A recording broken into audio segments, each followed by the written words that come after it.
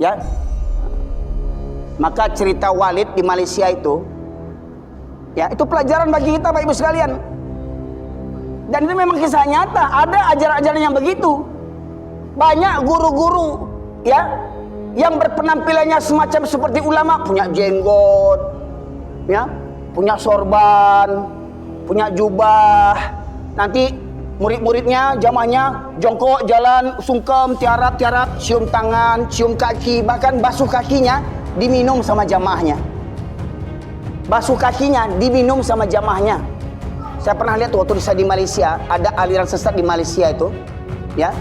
Nanti di pengajian itu, majelis pengajiannya buat apa namanya itu? Replika ceret.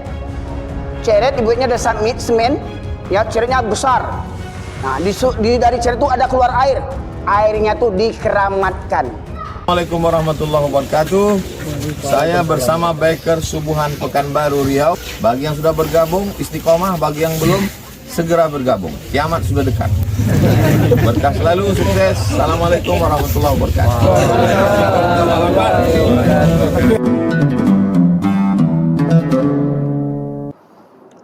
Bismillahirrahmanirrahim. Assalamualaikum warahmatullahi wabarakatuh. Alhamdulillah nahmaduhu wa nasta'inuhu wa nastaghfiruh wa na'udzu billahi min syururi anfusina wa min sayyiati a'malina. May yahdihillahu fala mudilla lahu wa may yudlilhu fala hadiyalah. Asyhadu an la ilaha illallah wahdahu la syarikalah wa asyhadu anna Muhammadan abduhu wa rasuluhu alladzi la nabiyya ba'dah. Allahumma salli wa sallim ala nabiyyina Muhammad wa ala alihi wa sahbihi ajma'in. Qala Allah Ta'ala fil Qur'anil Karim, a'udzu billahi minasy syaithanir rajim. Ya ayyuhalladzina amanu taqullaha haqqa tuqatih wa la tamutunna illa wa antum muslimun. Amma ba'du, ma'asyiral muslimin, Bapak Ibu sekalian, sidang jamaah majelis ilmu Masjid Dakwah yang dirahmati oleh Allah. Bersyukur kita kehadirat Allah Subhanahu wa taala di atas kelimpahan rahmat dan karunia yang masih Allah anugerahkan kepada kita. Serta salawat dan salam kita aturkan kepada junjungan kita Nabi besar Muhammad sallallahu alaihi wasallam, yang dengan utusnya beliau menjadi rahmat bagi seluruh sekalian alam. Bapak sekalian rahmati oleh Allah, alhamdulillah pada kesempatan malam kali ini yang merupakan hari ketiga dari safari dakwah saya di Riau, setelah dari Kuok hari Sabtu malam, kemudian Ahad subuh di Rumbai Pesisir, dan kemudian Ahad malam di Simpang 3, dan kini merupakan majelis yang keempat di Masjid Dakwah hingga sampai nanti insyaallah tanggal 1 Januari Bapak sekalian. Bapak sekalian rahmatullahi Allah, di kesempatan kali ini kita ingin mengambil iktibar dari peristiwa musibah yang beruntun bahkan silih berganti terjadi. Ini belum habis kesedihan kita akan musibah di Sumatera. Di sekitar Gunung Semeru terjadi lagi musibah banjir, ya, sama dengan Galodoh kalau bahasa awak di Pulau Jawa.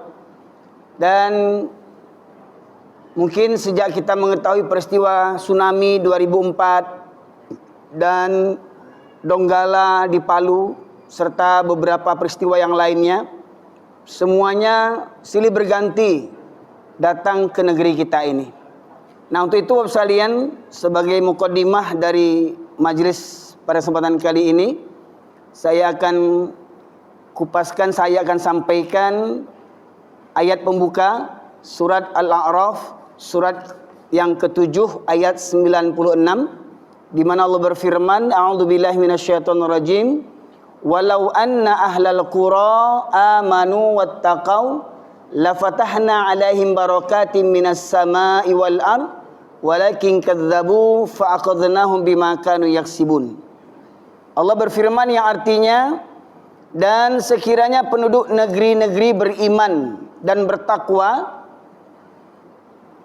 pasti kami akan melimpahkan kepada mereka berkah dari langit dan bumi.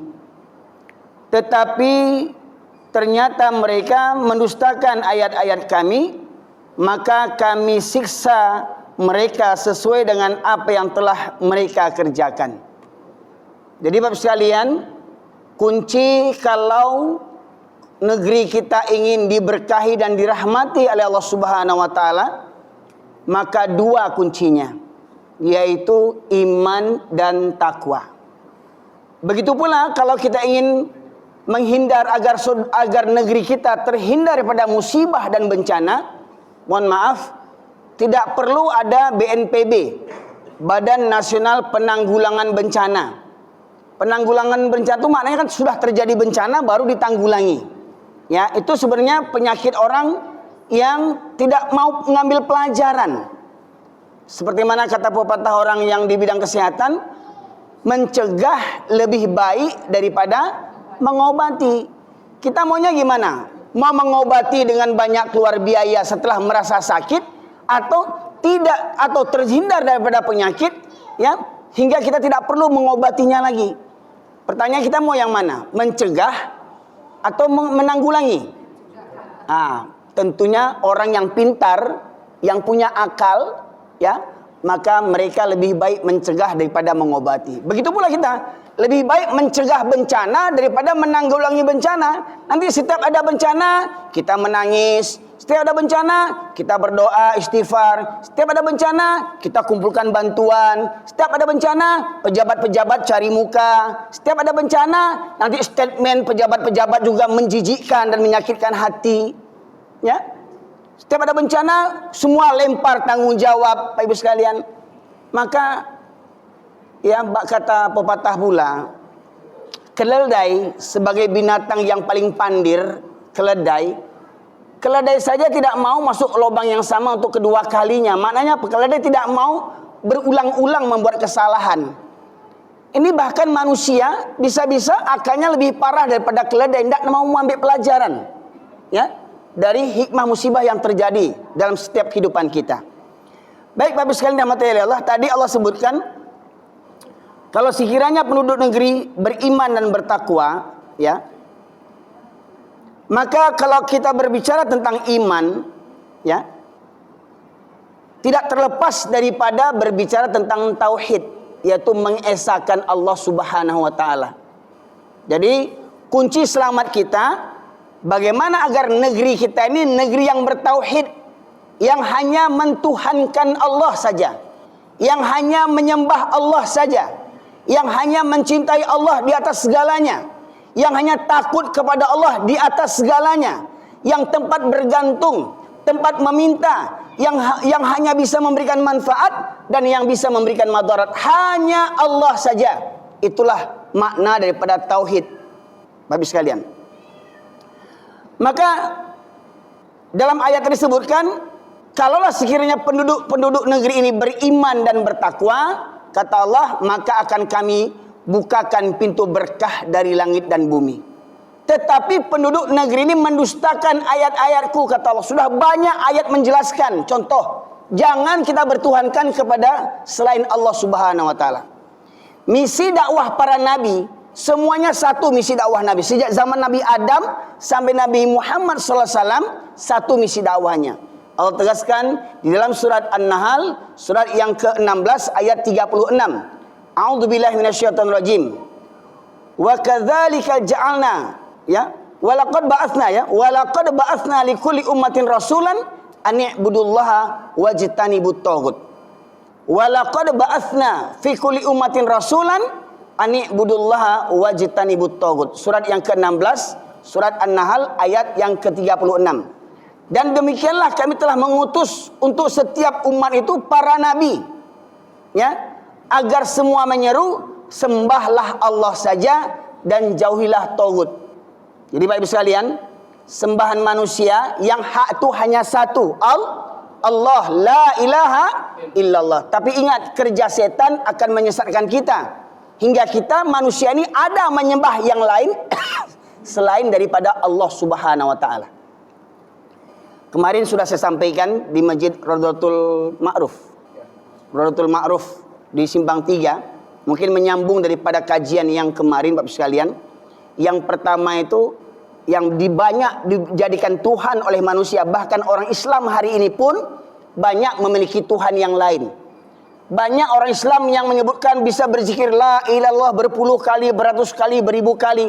Tapi nyatanya dalam kehidupan sehari-hari, setelah sholat, setelah zikir, banyak manusia bertuhankan kepada selain Allah Subhanahu wa taala. Yang pertama, banyak orang Islam ya yang bertuhankan kepada setan, laknatullah alaih.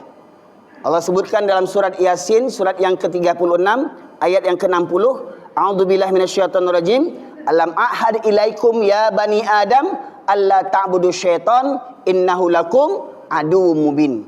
Bukankah aku telah mengingatkan kepada kalian, wahai bani Adam, wahai anak keturunan Adam, jangan kalian menyembah setan. Sesungguhnya setan itu musuh yang nyata bagi kalian. Bagi orang Islam, menyembah itu hanya kepada Allah. Dan waktu dan kondisi yang paling taat, yang paling maksimal menyembah Allah adalah di waktu sholat. Maka orang Islam tidak ada alasan lagi yang tidak mengerjakan sholat sehari 5 waktu. Pertanyaannya, Bapak sekalian, ada enggak orang Islam hari ini yang sholatnya seminggu sekali? Sedikit atau banyak? Bahkan lebih banyak yang sholatnya seminggu sekali. Ada enggak orang Islam yang sholat kapan maunya saja? Ya. Sekali lagi mohon maaf. Jadi saya mengambil percontohan, ngambil contoh itu langsung pada kenyataan kehidupan kita nih. Mohon maaf saya katakan, ya. Jadi kalau Anda tersinggung, ya jangan marah sama saya, perbaiki diri. Contoh nih, ya. Saya sering naik bis dari Sumatera Barat ke Jakarta, ya. Berbagai macam bis lah Sumatera Barat sekarang, meriah sekarang di Sumatera Barat, bahkan bisa tidur berbahan, ya. Dikasih snack dan segala macamnya, bisa bertingkat tempat tidurnya, ya. Semua insya Allah saya sudah naik semuanya bis. Alhamdulillah semua bis-bis Sumatera Barat, ya, pulang pergi itu setiap waktu sholat subuh dengan maghrib pasti berhenti di masjid, pasti, ya. Dan itu tidak saya dapatkan dengan bis-bis dari Jawa, karena saya dulu mondok di Jawa, 7 tahun saya mondok di Jawa, ya, di Solo, ya. Kalau liburan saya ke Jakarta. Belum pernah saya dapati bis-bis di Jawa itu yang berhenti waktu sholat, ya. Saya yang mendapati, kalau yang lain wallahu a'lam bishawab. Tetapi namanya bis Sumatera Barat, ya, insya Allah semua bis pasti berhenti waktu sholat. Waktu subuh misalkan, penumpang pada tidur, ya, tiba-tiba dibangunkan oleh supir dan kernet. Sholat, bangun, sholat, yang mau sholat. Bagus tidak? Bagus tidak, Pak? Bagus. Sayangnya banyak supir dan kernet yang tak sholat. Coba lihat berapa banyak supir dan kernet yang sholat. Ini pengetahuan bagi perusahaan bis Minangkabau. Jangan buat malu orang Minangkabau. Kecenya orang Minangkabau punya adat basani sarak basani kitabullah, sarak mangato adik memakai. Kau ambil ulang-ulang kau, bukan ambil adik banci orang Minang. Tak layak orang Minang parangai bantu orang kapia gini solat bila takana. Dan berang sana kamu. Kau saku orang Minang je singguangnya, campakkan falsafah Minangkabau tu kalau nak singguang. Ya, yang punya falsafah itu cuma orang Minang. Yang seakan-akan orang Minang kau pasti kasih rugo bantuannya, ya. Tak manga-manga orang Jawa, tak manga-manga orang Melayu, tak manga-manga orang Batak, orang Minang kau yang paling hebat agamanya. Bagaimana adatnya berseni sarak,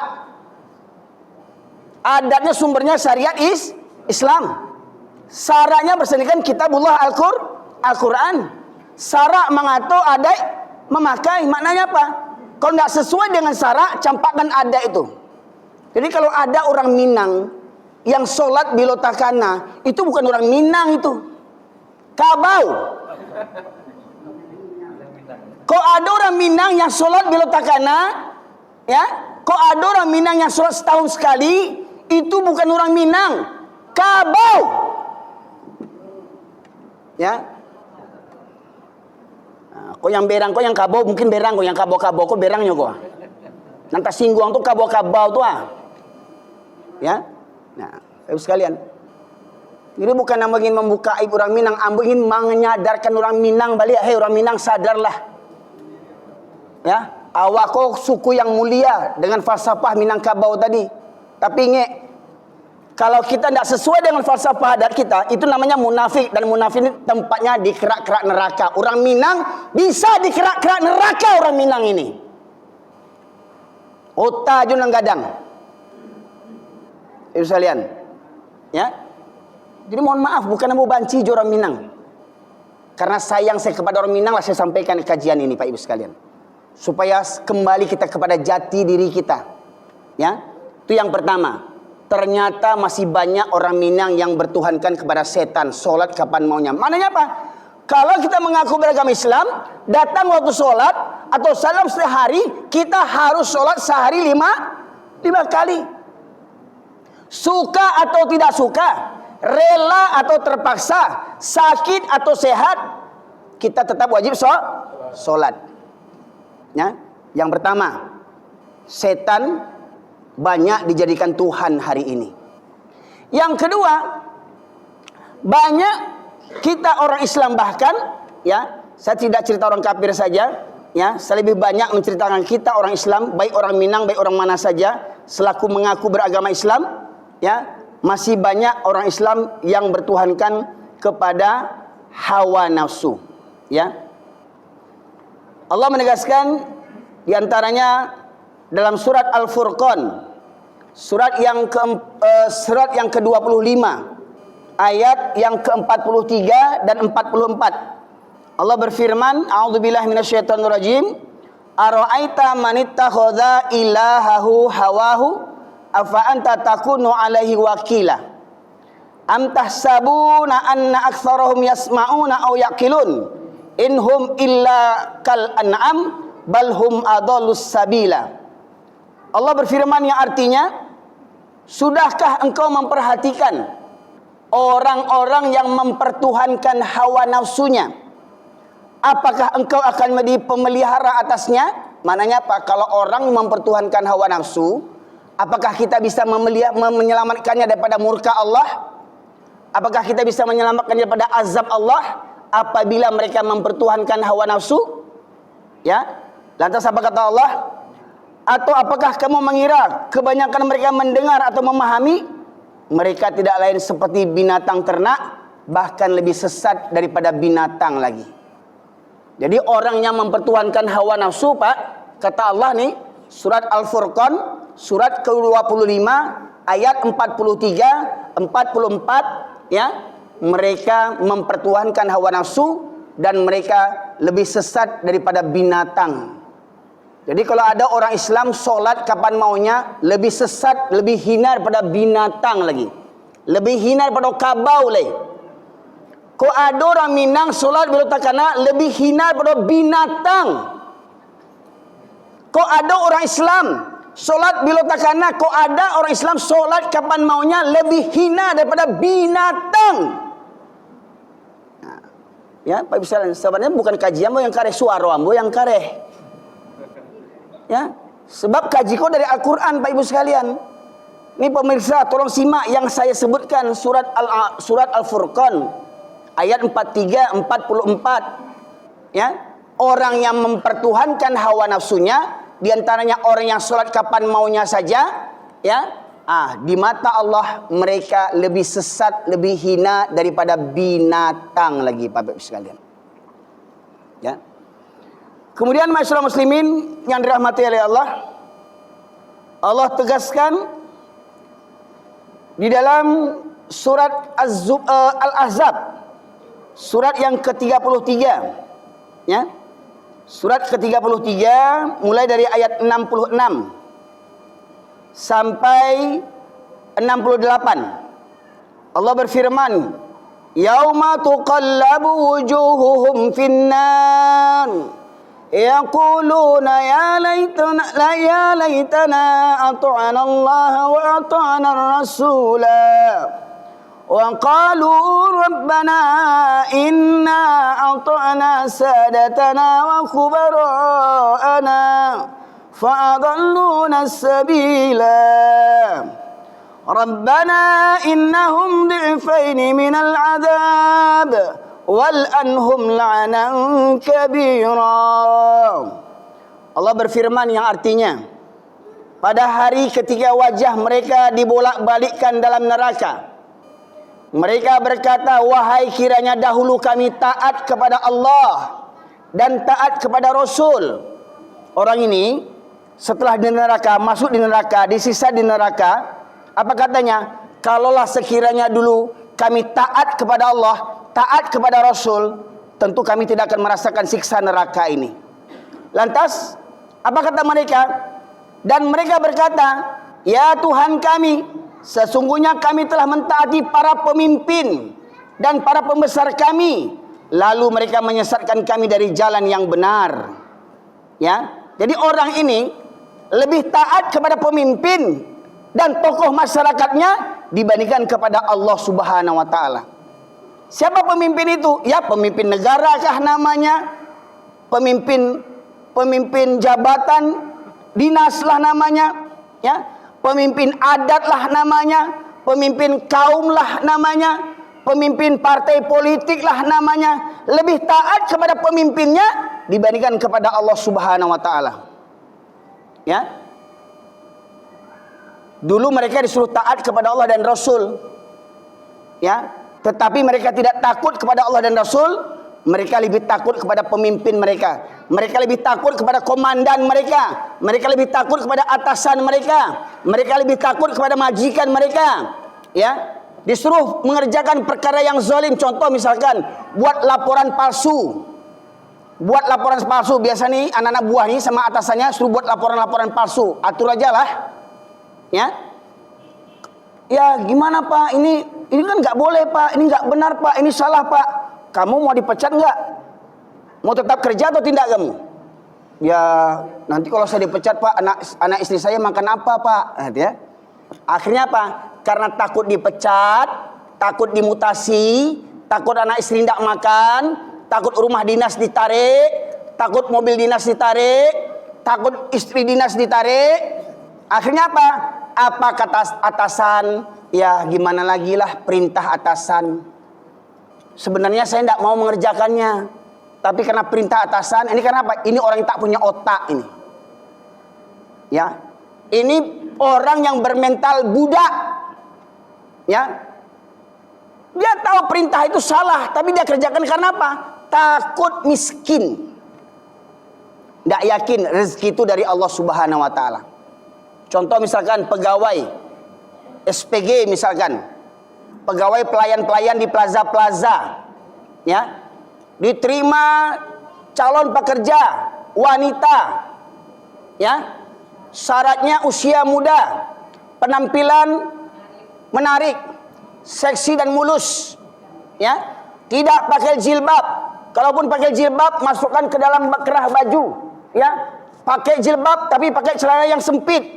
Ya, pakai jilbab tapi sampai pakai rok yang selutut dengan gaji 5 juta rupiah. Wow, tergila-gila mendaftar. Ya. Bahkan ada ya, orang yang kerja sebagai aparat, mendaftar sebagai aparat, di pakaian dinas dia pakai jilbab, masukkan ke dalam jilbabnya. Pakai celana panjang sempit seperti celana laki-laki. Padahal di luar dinas dia pakai jilbab yang besar. Jilbabnya besar di luar dinas. Pakai jubah dia bajunya. Pakai kaos kaki. Apa katanya? Loh, kamu kenapa kerja pakainya begitu? Ya gimana lagi Pak, perintah atasan. Ini orang yang tak bertuhankan kepada Allah Subhanahu wa taala. Bawahan disuruh pungut uang keamanan tempat pelacuran. Uang keamanan yang penjual-penjual arak, ya, uang keamanan tempat-tempat judi, ya. Gimana mau judi mau dihapuskan? Kenapa? Ada yang backingnya, Ada yang melindunginya. Siapa dia? Sama-sama tahulah kita. Siapa yang punya kerja yang kayak begitu. Betul tak? Orang yang pakai baju dinas berpangkat, saya tak sebut apa baju dinasnya. Silakan tafsir sendiri. Jangan baper pula ya.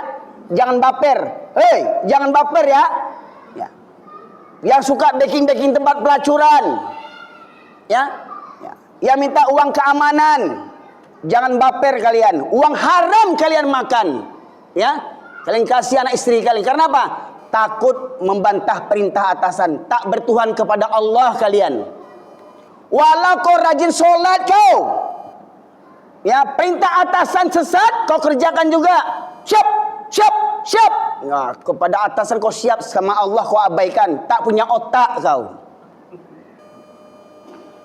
Ya. Dah jelas perintah itu sesat. Perintah itu zalim. Kau kerjakan perintah atasan kau. Kau kerjakan perintah komandan kau. Tak bertuhan kau sama Allah. Ingat, saya tak sebutkan institusinya ya. Jangan baper. Ya. Jangan baper. Dan itu sudah rahasia umum. Betul tak, Pak?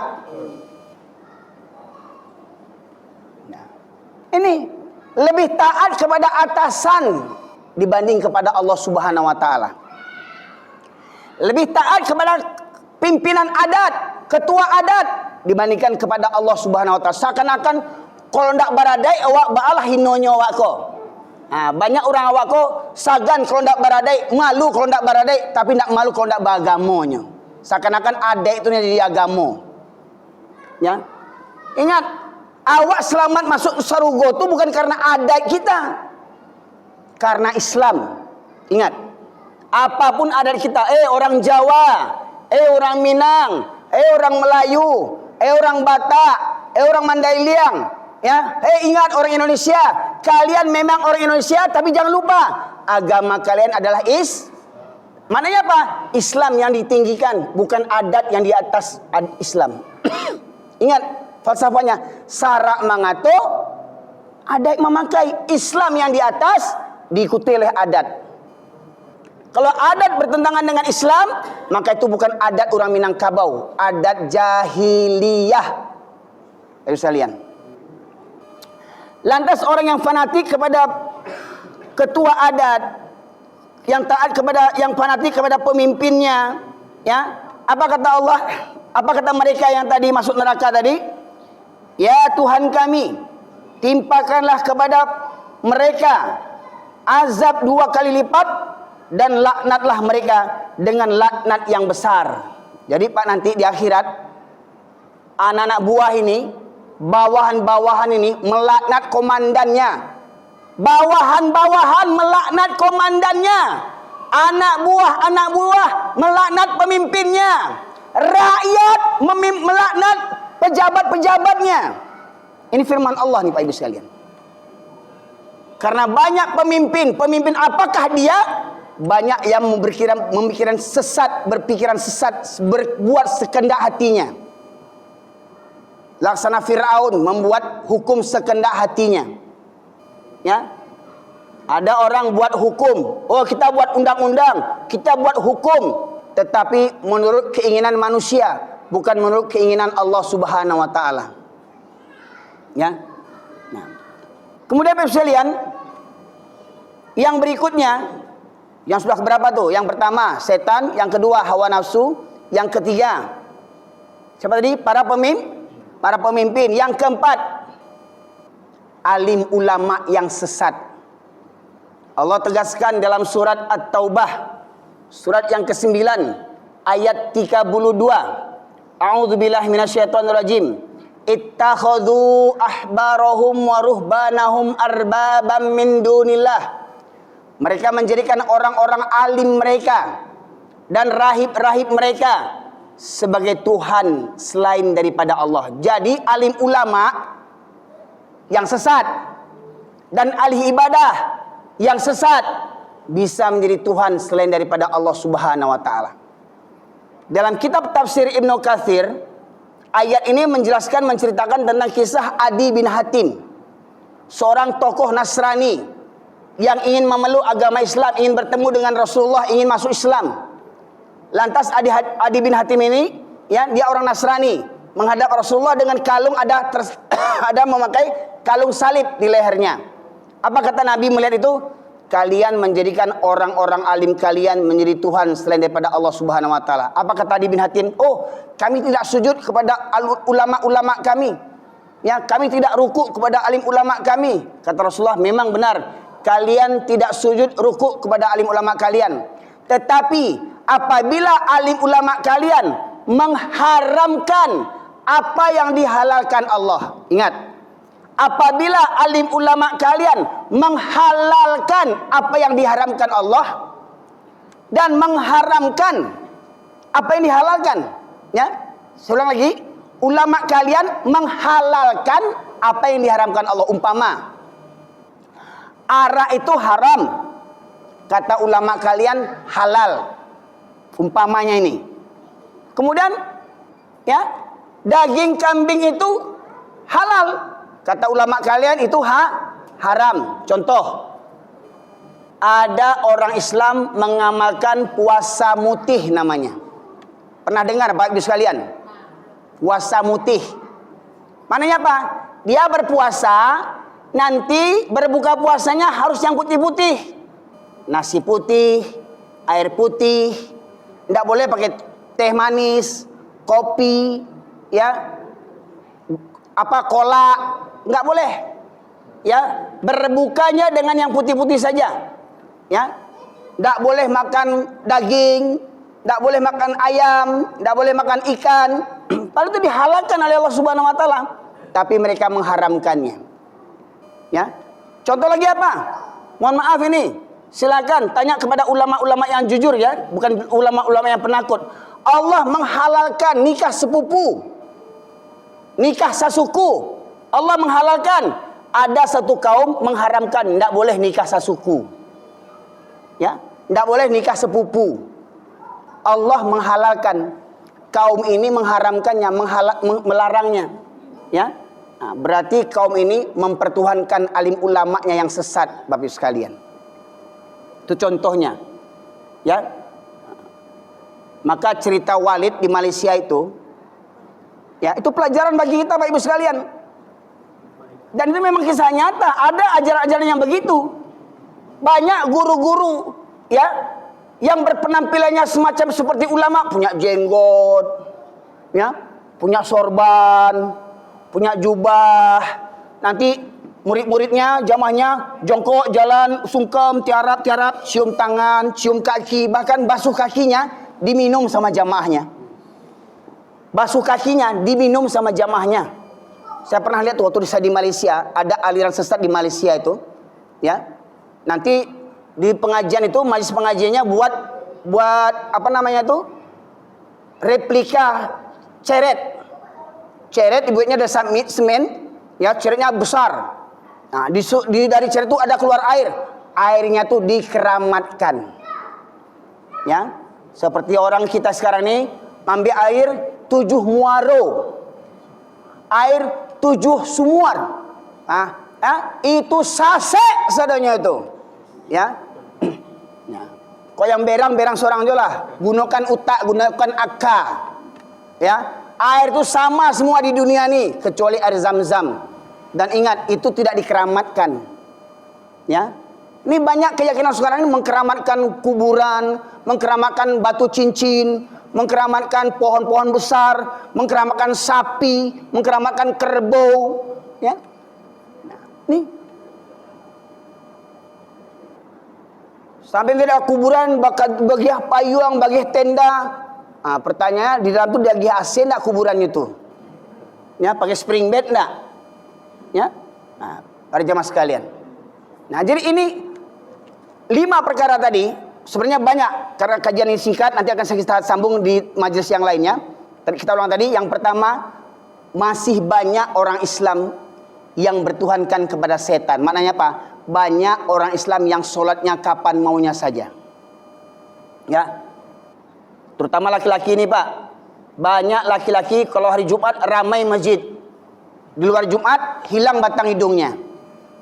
Jumat siang nampak batang hidungnya. Jumat subuh, ya, bakar ruahnya di rumah. Rumahnya udah kayak surau. Ya, rumahnya udah kayak surau, bertetangganya surau, ndak talok berangkat ke surau lagi. Ya, itu yang pertama, bertuhankan kepada setan. Yang kedua, bertuhankan kepada hawa nafsu. Lebih mempertuhankan hawa nafsu daripada kebenaran. Ya. Yang ketiga, mempertuhankan para pemimpin dan tokoh masyarakat, pembesar-pembesar, pejabat-pejabat. Ya. Dia awak dulu pernah dijajah, jadi apa kecek pejabat, yo nggih, itu mental budak, ya. Mental penjilat. Yang keempat, yang kelima, bertuhankan kepada alim ulama dan ahli ibadah yang sesat. Ya. Ini para jamaah sekalian mati Allah. Dan ini juga bisa menjadi penghalang daripada hidayah. Kita setiap solat membaca ihdinas siratal mustaqim. Tunjukilah kami jalan yang lurus. Ya. Tetapi ada orang-orang yang dia halangi daripada hidayah. Karena apa? Karena lebih cenderung kepada yang 5 ini dibandingkan hidayah Allah berupa Al-Quran dan petunjuk dari Allah Subhanahu wa taala. Ya. Maka mereka ini tidak akan mendapat petunjuk. Ya, walau rajin pengajian, mohon maaf nih Pak Ibu sekalian. Ya, ibu-ibu terutama nih misalkan nih, ya. Ibu-ibu ini berjilbab ini karena dia mencari orang banyak berjilbab, oh berjilbab lo. Pergi baralek pakai jilbab. Pergi ke pasar pakai jilbab. Pergi ke rajo pakai jilbab. Menyapu halaman pakai seropontong laki dia pakainya. Ya. Ini kadang kerudungnya besar, dapat hadiah orang pulang umroh, ya. Seropontong dan serawah Hawaii dipakainya. Kok ini induk sakit utak kok. Ya. Bangga dia pakai kerudung hadiah orang pulang umroh. Ya. Dia hadiah orang pulang umroh kerudung sampai sapaho sampai selutang. Tapi seropontong lakinya dipakainya. Ya. Atau pakai rok pendeknya. Banyak parusiko yang enggak tahu aurat itu yang aurat itu. Ya. Banyak beranggapan aurat itu cuma rambut. Seluruh tubuh wanita itu aurat kecuali muka dan telapak tangan. Ya. Mohon maaf ini.